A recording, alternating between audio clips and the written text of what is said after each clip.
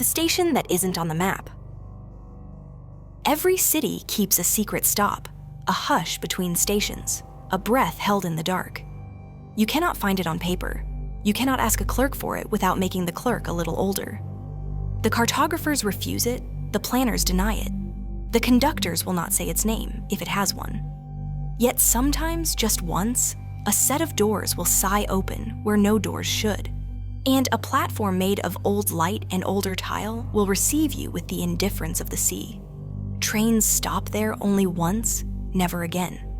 They stop for you the way a memory stops, fully, briefly, at the precise second you decide you can stand it. You knew about it before you knew you would look for it. Every commuter does, because rumors are the city's other circulatory system. A friend of a friend stepped down and came back taller. A woman in a red coat found her father's watch there, 20 years after the hospital lost it. A night shift janitor took the wrong transfer and returned with shoes full of beach sand. A man left with different keys. A boy got off and never got on, though he left a text you can still read if you stand in the right corner of the right train car at 3:13 a.m. and tilt your phone until the signal forgets. Maps lie when they mean to be kind. This was not kindness. This was omission with a weather system behind it. You ride late because night feels less expensive then. The subway becomes an artery, the cars pulse. The ads smear into bright hymns for things you do not need. You count stops the way some people say prayers. You never look at the clock anymore. You learned not to. You learned the rules people write on forums and rip in half. Do not track the time. Do not sit under the flickering light. Do not accept a transfer if it prints your name wrong. Do not ask where everyone else is going. Do not stare at your reflection when the windows go black. You break them when you're tired, and the city forgives you because it is tired too. You are not just joyriding into a story. You are searching in the most honest way there is, with your feet. Last winter, your sister disappeared in the sense the city understands. Her phone stopped moving, her bank card stopped behaving. Her apartment learned how to stop smelling like her. The last camera caught her stepping from a train onto a platform with no name. Tiles the color of inhaled smoke. A clock showing a time the city does not keep. Behind her, an advertisement for a brand of gum that closed in 1983. She turned to look for you without knowing you would come, and then the footage became snow. How do you find a place that is not where it is? You learn the negative space. You follow wrongness. You fall in love with small errors until they turn toward you. The first night you chase it, you ride the C all the way out. You ride back on the A. You transfer to a line with an initial so confident it's a number. You hum the call tones with the doors. You watch. You measure the city by where it looks away from you. A station's mosaic spells its own name wrong for one stop, and only you notice. You get off and find the correction already bricked in. A different line's announcement calls the next stop intervally when everyone knows it's interval. And a woman across from you touches her throat as if she's trying on a different voice. In the corner of the car, a map shows a tiny white dot labeled "You are here" that moves a beat too slow, like a heart that refuses to admit it is tired. Nothing opens. The doors yawn, the doors close. You go home with the taste of steel on your tongue and tell yourself you have learned something precious. Patience has teeth. On the third night, the city makes a small, deliberate mistake for you. The conductor's voice stumbles, then continues with the tune of a different line. The fluorescent light above your seat doesn't flicker. It breathes. The smell in the car changes. Not brake dust and electricity, not rain clothes and anxiety, but copper and old paper, and the first minute after a thunderstorm's apology. The ads across from you expand their vocabulary. They show a concert that never happened, a film that was never released, a child on a tricycle turning into a street that is not there anymore. Across the top of the car, the strip map lights an impossible dot between 86th Street and 96th and labels it with nothing at all. You don't pull the emergency cord, you stand. No one stands with you. Most of the car is empty because most late cars are empty except when they aren't, and then you don't ask who everyone is. Two men in uniforms sleep sitting up. A girl with a backpack keeps reading the same paragraph. An older woman in a coat the color of faded organ music watches you with more kindness than interest. The train slows between stations where the tunnel curves, and tunnels are not supposed to curve. The conductor doesn't say anything at all, which is its own kind of announcement. Doors exhale. A platform in a color you cannot name waits with its hands behind its back. You step out into air that has been underground too long. Tile shoves light back at your eyes. The station is older than the idea of your name and newer than your last mistake. No signs declare a place. Posters for exhibits long closed curl like leaves. There is a payphone on the wall that wears its receiver like a bruise. The benches are wood that learned how to be patient against splinters. An ironwork frieze runs the length of the platform. Eyes, eyes, eyes, owls, perhaps, or clocks. Either way, they intend to notice. You turn to look at the conductor. You would say thank you. The conductor is just a reflection standing where a person should stand, an outline cut from quicksilver. He lifts 2 fingers the way people do when they mean, be brief. Then the doors close at the speed of a decision, and the train leaves with a sound like removing a ring. The station breathes. Somewhere deeper than you want, there is water. Somewhere above, there is a street you have walked without blinking. The opposite platform is empty.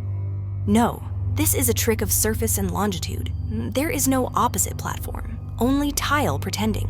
A mirror without glass, telling you what your face would look like if you were from here. You check your phone without meaning to. Of course there's no signal. Signals are polite, and this is not a polite place. Still, your phone believes. It tries. The lock screen shows a photo you did not set. You and your sister when you were children, holding a ribbon of tickets like a kite, cheeks wide open with summer. The date does not know which way months move. The time reads 2561. You walk the platform for that long second that deepens when you scan a horizon and find no break in it. The tiles change pattern under your eyes. Diamonds unlearn how to be diamonds and become small, repeating maps. You look down and see your route for the night, then your route for childhood, then the route of all places you have lived, and then nothing at all because the tile has decided to be tile. There are rules here, but the platform will not tell them to you directly. It will let you find them the way you find an edge with your tongue. Still, someone has made a notice board from old timetables and posted a few like sutures. Do not name this station aloud. It is not a dog and you cannot keep it. Do not take the paper transfer unless it does not burn. Do not call anyone unless they would answer if you were a stranger. Do not accept lost property you did not lose. Count your breaths and your steps and your doors. One will lie. As if to demonstrate, the third door along the wall opens like a smile and shows you a stairwell where stairs go sideways. Don't. You know this in the way animals know earthquakes. You stand very still and the door shuts again and the wall forgets. There was ever a door there, which is rude. But then so is the ocean. You see her before you hear her. She is seated on the bench with her hands around a paper cup that steams in a temperature no one else obeys. The coat is the one she wore last winter, the one you keep in your closet now because the smell refused to leave. Her hair is as you remember when she was trying to be braver than gravity. She looks at you without surprise, which is somehow worse than surprise. Don't say my name, she says. It'll arrange something. You sit, you say nothing. The platform approves. You can tell by the way the strip lights stop hoping. They only let you off once, she adds, as if continuing a conversation you remember having in the future. That's true. You can pass through here by mistake 100 times and never see it again. You can search for it for years and never stop on purpose. But get off, really get off, and that was your turn. Some people pretend they didn't. They get into fights with maps. Did you mean to? Your voice behaves, but your ribs do not. No, she says. But meaning isn't the only door. It came when I was tired in a way sleep doesn't help. It smelled like coins and rain. I stood up and the world did not argue. You want to reach for her hand. Rules. Rules. Your hand stays in your own weather. They'll make you an offer, she says. They have a genius for the almost best thing. Whatever you came for, they'll hand you a shape of it and it will almost fit. A voice on the payphone, a photograph from a wallet you never owned, a timetable with a departure time that solves something but takes something else. It will feel like the right kind of theft. But it takes a price that isn't money. What did they take? You are cruel asking, but she chose you. Or the station did, and she chooses to answer. I don't get to live in real time anymore, she says. When I walk past a mirror, it shows me leaving 3 seconds from now. When I decide something, the decision shows up in the room before I do. When I sleep in a different night. I see you before you enter a room. It sounds like a magic trick when you say it fast. It isn't. You want to say you'd take it. You want to say you'd pay more than that to know she's breathing somewhere on the city's skin. You want to say her name 100 times until the station remembers courtesy. You watch the payphone instead, the way its cord coils like a sleeping thing that dreams of tighter circles. If I stand, she says, you have 8 minutes. If I don't, you have 1. Minutes here, you say, already hating the arithmetic. Or minutes? There? The minutes the train keeps, she answers, and you hear the rails hum, far, then nearer, then somewhere between. An advertisement clacks to a new sheet. The new ad is not new. It shows a boy, maybe 7, in a park you recognize. The swings, the chain link, the way trucks sound a block away. He's laughing. You're behind him out of frame. The copy says, "We'll meet you where you left yourself." A corner curls. Someone has written in ballpoint along the bottom, "Tell them your stop." She rises, slow, like someone cautious of a bench's loyalty. She looks thinner here in the old light, and younger in a way that makes age impolite.